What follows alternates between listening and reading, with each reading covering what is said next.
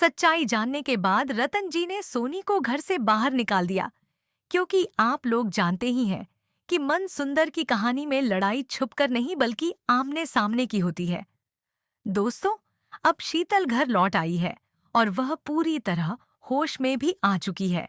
होश में आने के बाद शीतल रूही को अपने साथ हुई हर घटना की सच्चाई बताती है। ये सब सुनकर रूही अंदाजा लगाती है कि शायद शीतल के साथ जो कुछ हुआ उसके पीछे अवनी दीदी का हाथ है, ताकि वह रोमिल जी को हमेशा के लिए अपना पति बना सके। क्योंकि अब रूही को यह भी पता चल चुका है कि बिट्टू का असली पिता नहर नहीं बल्कि रोमिल है। यह सच सामने आते ही रूही सीधे अवनी पर आरोप लगा देती है। वह कहती है कि अवनी दीदी, आपने ही शीतल को जहर दिया और आपने ही उसका किडनैप करवाया। लेकिन यहाँ रूही गलत है और शीतल से भी एक भूल हो जाती है। असलियत यह है कि इन सब के पीछे अवनी नहीं बल्कि सोनी और दादी का हाथ है। अवनी को तो यह तक नहीं पता कि बिट्टू का पिता रोमिल है, न ही उसे शीतल को जहर दिए जाने या उसके अपहरण के बारे में कोई जानकारी है। रूही के मुंह से यह सब सुनकर अवनी घबरा जाती है। तभी सोनी आगे बढ़ती है और रूही को थप्पड़ मारने की कोशिश करती है, मगर रूही उसका हाथ पकड़ लेती है और कहती है कि अब आपको यह हक नहीं है। मैं पहले जैसी नहीं रही कि आप लोग जुल्म करते जाएं और मैं चुपचाप सहती रहूं। आपकी वजह से मेरे नाहर जी की जान खतरे में पड़ चुकी है। रतन भी रूही का साथ देता है।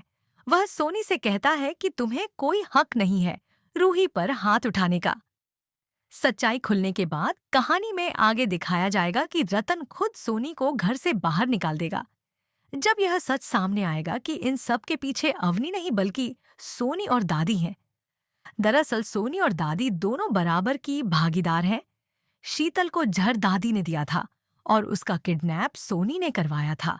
यानी शीतल की जान लेने की साजिश में दोनों शामिल थीं।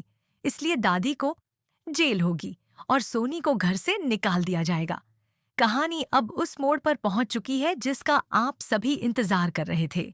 जल्द ही शीतल को रूही कोर्ट में पेश करेगी और नहर को घर वापस लाने की कोशिश करेगी। लेकिन यह सब इतना आसान नहीं होगा। आगे की कहानी में सबसे ज्यादा डर अगर किसी के दिल में है तो वह दादी के। जैसे ही रूही शीतल को सही सलामत गोयनका हाउस वापस लेकर आती है, दादी समझ जाती है कि उनके झूठ और साजिशों का भांडा फूटने वाला है। इतने दिनों से उन्होंने बड़ी चालाकी से जो जाल बुना था, वही अब उनके गले की फांस बन चुका है। दादी जानती है कि अगर शीतल ने सच बोल दिया तो ये राज छुप नहीं पाएगा कि उसी ने शीतल को जहर दिया था, ताकि उसकी मौत का इल्जाम रूही पर लगे, रूही जेल जाए और नाहर उससे हमेशा के लिए दूर हो जाए।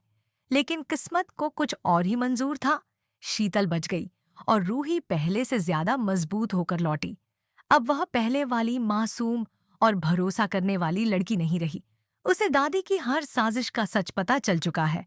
कैसे उसका किडनैप करवाया गया, कैसे उसे झूठे खून के आरोप में फंसाने की कोशिश हुई और कैसे नाहर को उससे अलग करने की योजना बनाई गई।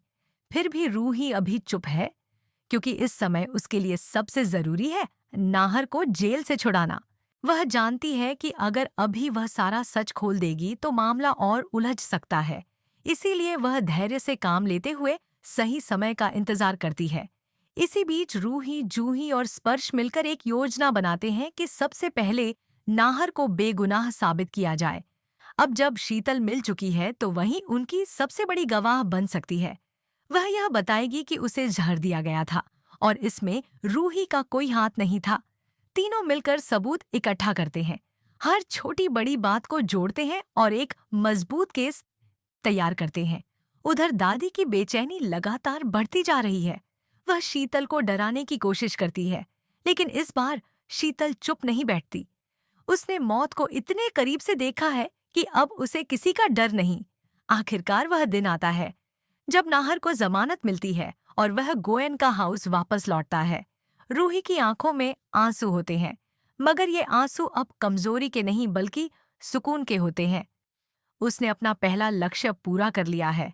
धीरे धीरे जब नाहर को सच्चाई का पता चलता है कि जिस दादी पर वह आंख बंद करके भरोसा करता था, वही उसके और रूही के बीच दीवार बनकर खड़ी थी और उन्होंने ही रूही को झूठे केस में फंसाने की कोशिश की थी, तो उसका दिल टूट जाता है। दादी सफाई देने की कोशिश करती है। वह कहती हैं कि उन्होंने जो कुछ किया परिवार की भलाई के लिए किया, लेकिन अब उनके शब्दों में कोई वजन नहीं रह जाता। शीतल की गवाही, जहर की रिपोर्ट और किडनैपिंग की सच्चाई सबके सामने रखी जाती है। नाहर के चेहरे पर गुस्सा साफ दिखाई देता है। वह दादी से सवाल करता है कि क्या प्यार इतना बड़ा गुनाह था कि उसके लिए किसी की जिंदगी बर्बाद कर दी जाए। मगर दादी के पास कोई जवाब नहीं होता। तभी नाहर एक और बड़ा फैसला लेता है और सबके सामने रोमिल की सच्चाई उजागर कर देता है कि बिट्टू का असली पिता रोमिल है। यह सुनते ही घर में सन्नाटा छा जाता है और रोमिल का सच सबके सामने आ जाता है। अब परिवार के पास झूठ को बचाने का कोई रास्ता नहीं बचता।